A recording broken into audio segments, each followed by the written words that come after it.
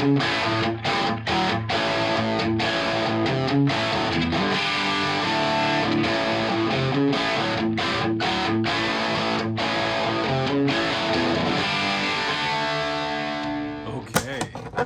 who's ready to open some more mail?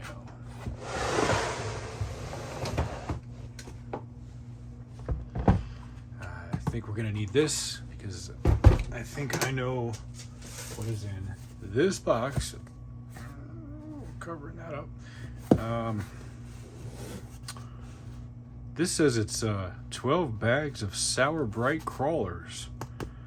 Now, I'm not sure if that's a snack for humans or if that is a bass fishing lure. By the name, it could be either. And I would be interested in either one. I enjoy both snacks and bass.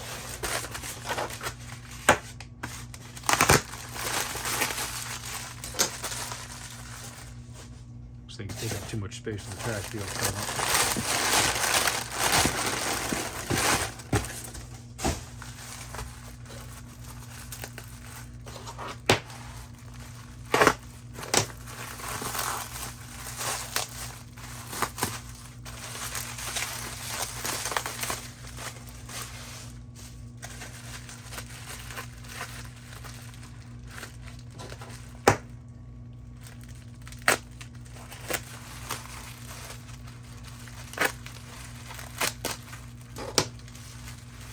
Okay, looks like little maxi matcher readouts here.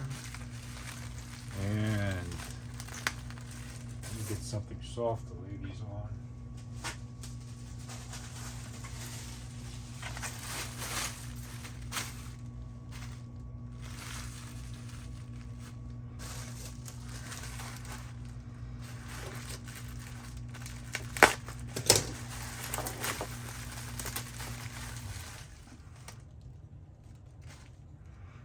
Okay, and here be monsters.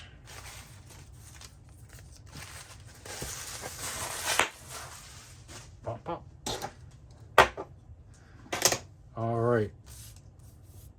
So, the nerdiest among you may have picked up on these being early tall bottle RCA 6L6 GCs with the black plates. Ow.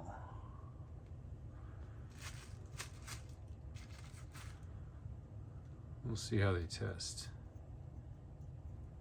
It's got a little paint on the outside.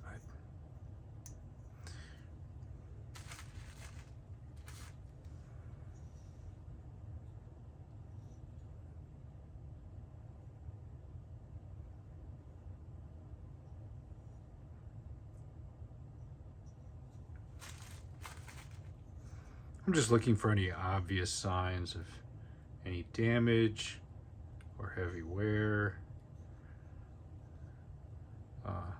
Getter flashes. Not super strong on these, but they're single side getters. It's a later RCA logo. Maybe these are not as early as I thought the tall bottles were.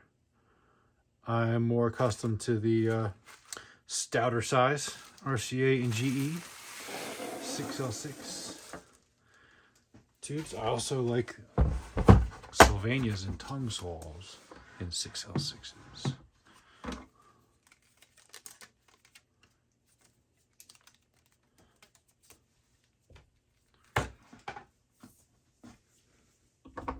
But the RCAs are my favorite. Though, like I said, I'm not familiar with the tall bottles.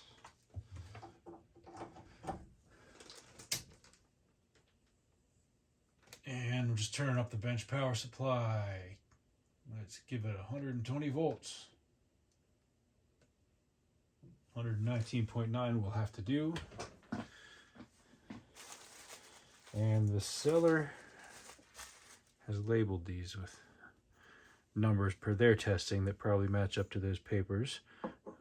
So I'll just go ahead and continue on with their numbering.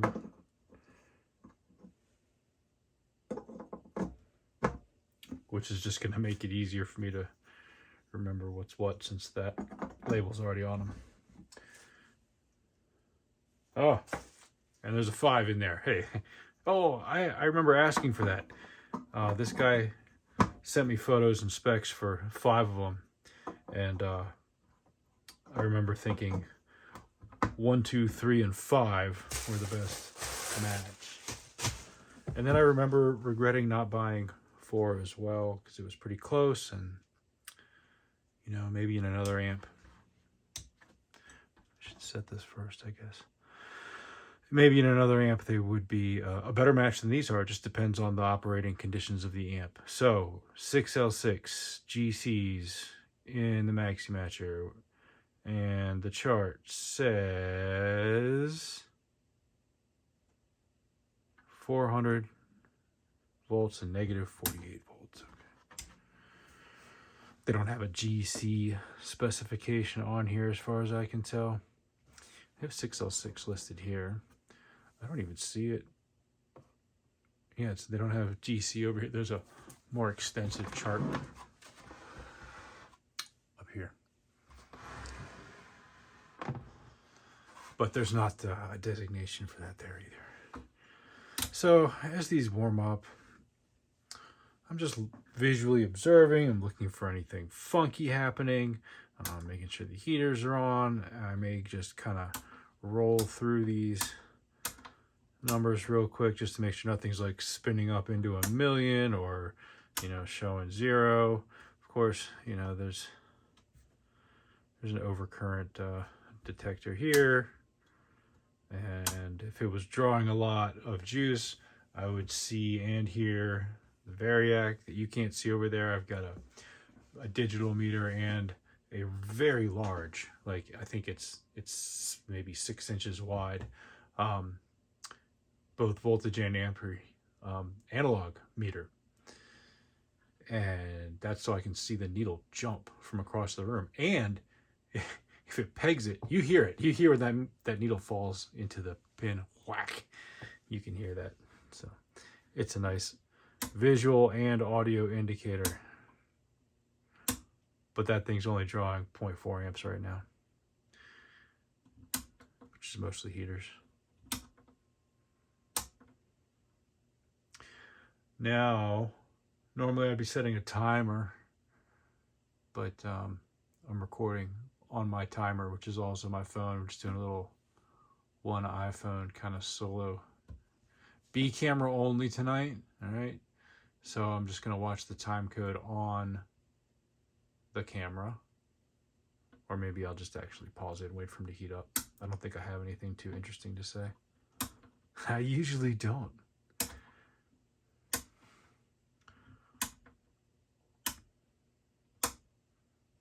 Not to most people. There are some music gear nerds like me who find this stuff interesting.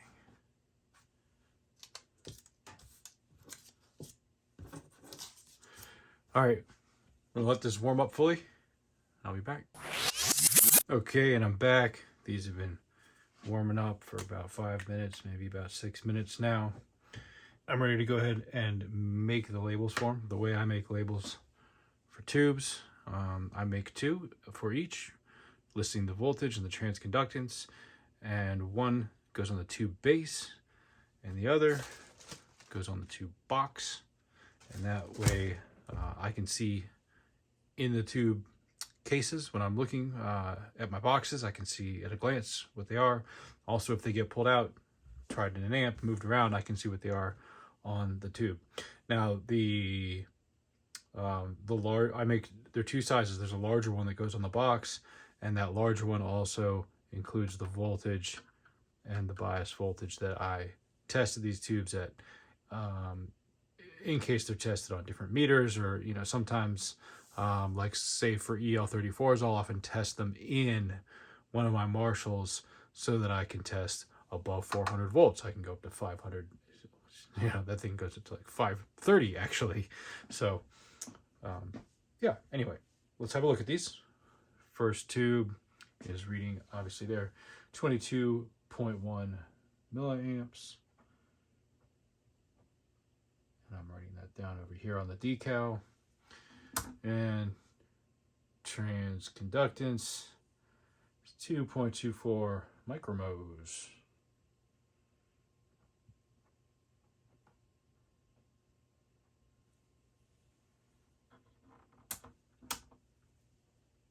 Tube 2 is 21.7.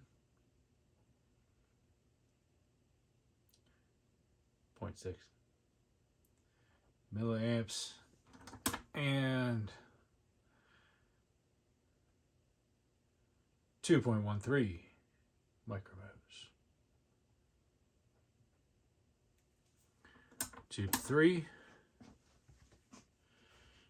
drawing a little more current at, still settling down. I was going to call that 26 because it's going to drop again, I bet. 26, there it is. Milliamps.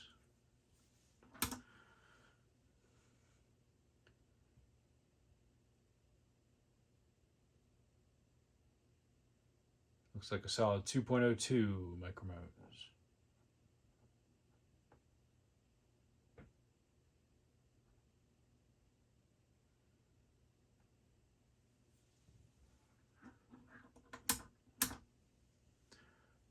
Tube 4, 19.7 milliamps. 19.6. And 2.23. Are you gonna stay there? 2.3. Do we have 2.4? Can I get a 2.4? Does anybody have 2.4? Do I hear 2.4? And sold for 2.23 micromos.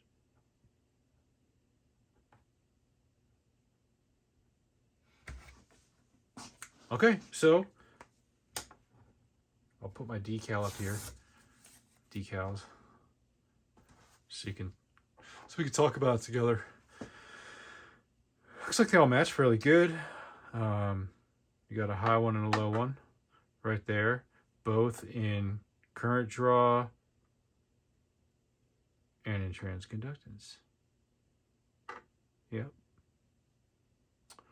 So, well, that's the second lowest in transconductance, but as far as current draw goes, that'd be a pair, that'd be a pair. And I think that'd be just fine. These are close enough, especially considering we're looking at them at 400 volts here. I could see these doing well in one of my twin reverbs. We shall see. I think those amps have, I guess I could turn this off. I think those amps have modern mullards and modern tongue saws in them, which both have their own character, which is kind of cool. I kind of like that. And I chose them that way accordingly. I put the mullards in my 67 black panel. And the tongue saws, which are a little bit brighter and a little bit tighter, and I put those into my 69 silver panel twin reverb, which has D120s in it. So that just kind of sets the two amps up for their own unique voicing. I was going to clean there's a little bit of Sharpie on the top of these. I was going to clean it off with rubbing alcohol, but these are still a bit warm. So yeah, we don't want to do that. The other day I pulled a glass out of the dishwasher. One much like this. Proceeded to fill it up with ice because it wasn't too hot, though it was warm. But I guess maybe that thick solid base is probably a little too hot inside. It was okay with the ice until I poured some coffee over it, which I guess distributed the temperature to the glass better, and then it split straight up in half. So I'm pretty sure that base cracked open, and it didn't shatter. It just stayed split in half in my hand, and it didn't even drip. But I felt it, and I went over to the sink and I dumped the contents down the drain. and carefully moved it into the trash can and set it down in there in a cardboard box that was in there, all in one piece. Oh, well, in two pieces, but all as one unit. I'm sure this is fairly exciting. Watching tubes cool. What could be more entertaining of all the things on YouTube? So, does the guitar matter? Yes. Do the pickups matter? Yes. Does the wiring harness matter? Yes. To what percentage does each one matter? It depends, to quote my friend Dave Friedman. Hold, please. Back in action here with some shop towels and some tube boxes. I have such trouble with tube boxes. I don't think that the sizes that the manufacturers originally used in the 50s and 60s are available anymore. Just a weird thing, because there's got to be a ton of people that make them. But, well, you see,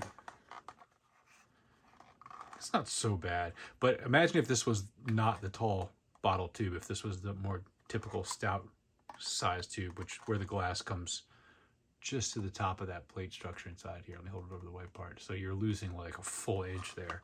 Then that's, you know, it's too tall of a box. Always grab your tubes by the base, not the glass, or you'll be sending them to me to re-glue the glass to the base with high temperature epoxy and praying that you didn't mangle any of the internal connections, which you might.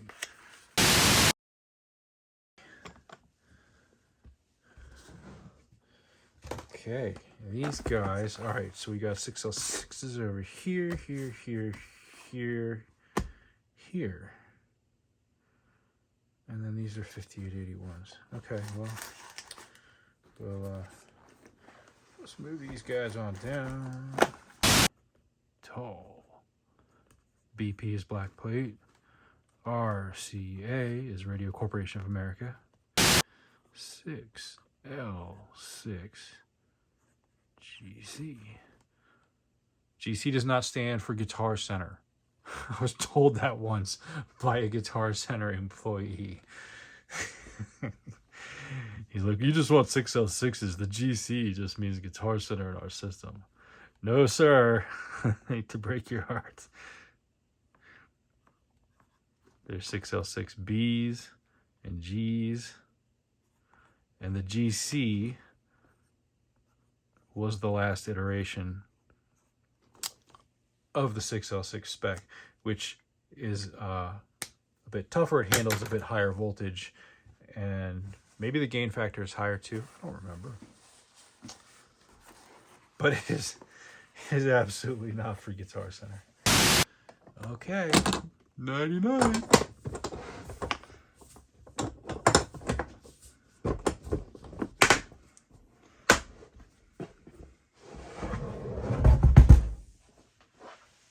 See ya.